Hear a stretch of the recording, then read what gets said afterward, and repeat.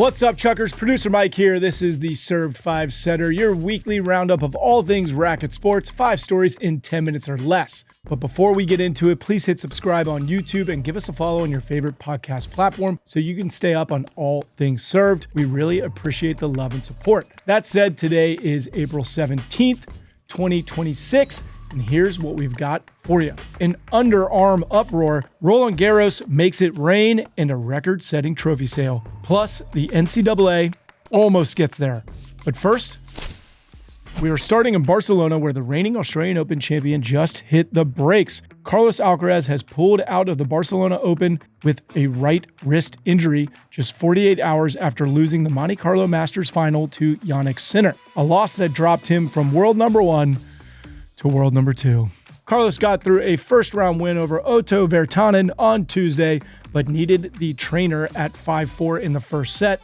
By Wednesday, the test came back worse than expected. Addressing the local media in Spanish, Carlos made it clear that this was a health call, not a tactical one, saying, quote, "I have to listen to my body, listen to what's best for me and won't harm me in the future." No timeline was given for a return to the courts. Carlos said he's heading home to recover as quickly as possible, and the clock is ticking. He is set to defend his Rome title in just a few weeks, with the Italian Open starting May 4th, ahead of the French Open's May 24th start. Some quick perspective on how much tennis this guy has played in the past 12 months. Since his title runs in Rome and at the French Open last year, Carlitos is 69-6. Yes, 69-6, and has spent 168 hours on a tennis court, or 7 days, if you're counting and good at math like I am. Carlos has said all year that defending his French Open title is the priority, which is why the Barcelona withdrawal, frankly, might be the smartest thing he's done all clay season. Here's to hoping he is 100% by Roland Garros, but if he is not, Sinner's career slam conversation starts to get a little bit louder.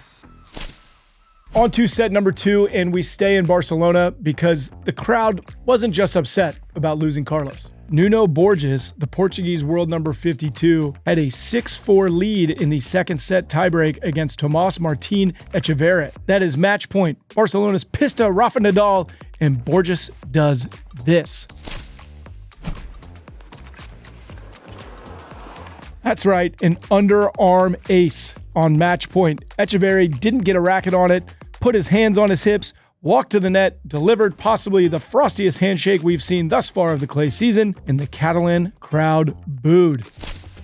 So here's the debate we've been having here in the Served War Room. Is the underarm serve tactical genius, or is it disrespectful? On one side, it is the rules. Guys like Sinner and Alcaraz are standing 10 feet behind the baseline to return serves. We should punish them. So you tell us, Chuckers. The poll is live on the newsletter this weekend. Underarm serve, great tactic, unsportsmanlike, but acceptable, or should it be banned? We'll get Andy's reaction on Tuesday's episode, so stay tuned.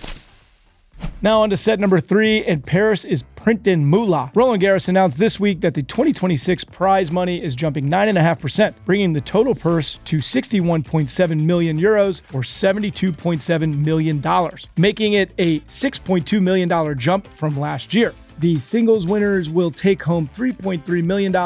Runner-ups will haul in $1.66 million, but the real number, $102,000. That is what the first-round losers will take home. I don't know about you, but sign me up for taking an L on the red clay. Even with this bump, Roland Garros is still not on top of the Slam pay race. The U.S. Open paid out $90 million last year. The Australian Open hit a record $80.3 million a couple months ago, and Wimbledon dished out around $72.7 million USD in 2025. A couple other quick notes from Paris before we move on. Roland Garros has announced that they will be honoring Gael Monfils with a wild card and a tribute night as he plays his final Roland Garros. The man is a Paris institution, so if you are going to be there, don't miss it.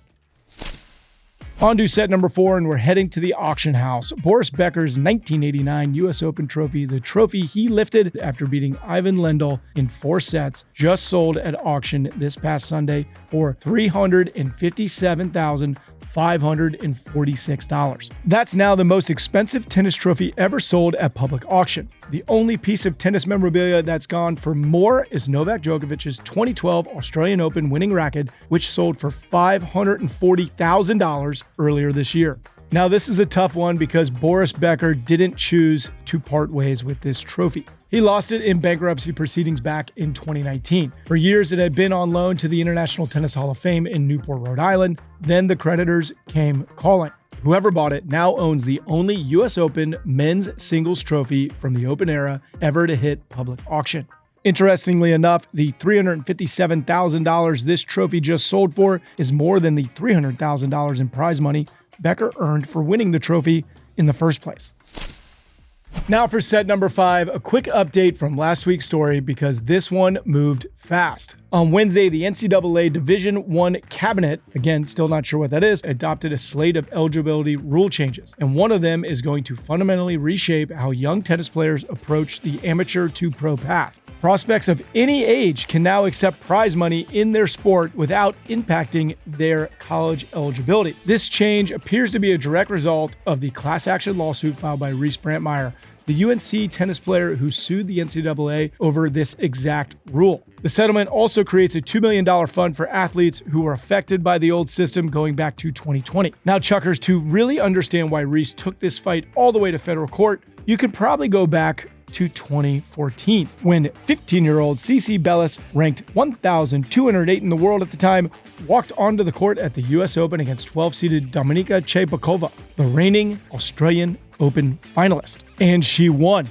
the youngest American to win a U.S. Open match since 1986. She earned over $60,000 in prize money, but she had to turn down every penny to keep her college options alive. 2 years later, in 2016, Cici came back to the U.S. Open and reached the third round. This time, $144,000 on the table, and the forfeit or play pro math finally broke her. She took the money and turned pro the same week. So the old rules gave these teenagers two choices: walk away from life-changing money or walk away from college eligibility forever. One catch though, the new rule only changes for prospects. Once an athlete is enrolled in college, they still cannot accept prize money. So let me get this straight. A junior in high school, take the check, go wild. The minute they enroll in college, locked out again until they turn pro. Make that make sense. And that leads us to our tie-break trivia. What is the largest purse forfeited in tennis to maintain NCAA eligibility? We will have the answer for you in this week's 5-setter newsletter, plus a few headlines that didn't make the show, exclusive to the newsletter. The Arena Sabalenka Book Club, Maria Sharapova's new venture, and the big matches we can't wait to watch this weekend. For a full breakdown, head to servepodcast.com or find us on Substack. Remember to hit subscribe on YouTube, follow us on your favorite podcast platform. As always, thanks to the entire Serve squad for putting this all together, and we will see you Chuckers next week.